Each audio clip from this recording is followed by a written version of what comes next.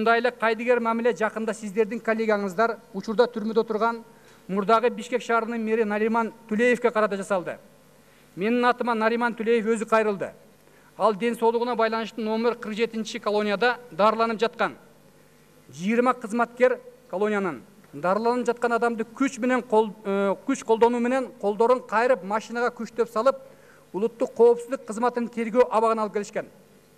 Ал жерде бош орун жок болгондуктан Түлеевди күндүзгү саат 2-ден кечки саат 21-ге чейин чакан машинанын ичинде кармашкан. Bir убакта Түлеевдин ден соолугу кескин начарлап, кан басымы көтөрүлүп, тез жардам машинасы менен ал ооруканага жеткирилген. Бул боюнча акт түзүлдү. Бул маселени териштирип келгенде көрсө, жаза аткаруу мамлекеттик кызматынын орун басары Орозалиев улуттук коопсуздук кызматынын СИЗОнун башчысы Чыныбаевке Түлеев Нариманды СИЗОго которуу боюнча кат жөнөткөн, катка дароо эле жооп алган, бош жай жок деген жооп алган.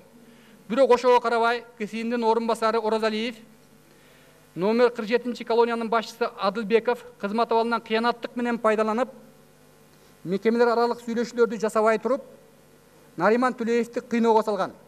Мен бул факты боюнча дароо Кыргызстандын баш прокурору Аида Саляновага кайрылып, жогоруда аттары аталган мамлекеттик кызматкерлердин ишмердүүлүгүнүн мыйзамдуулугун териштирип, тиешелүү чара көрүп берүүнү өтүндүм. Бирок тилекке каршы жогорудагы мамлекеттик кызматкерлердин аракетинде мыйзам бузуу белгилери жок.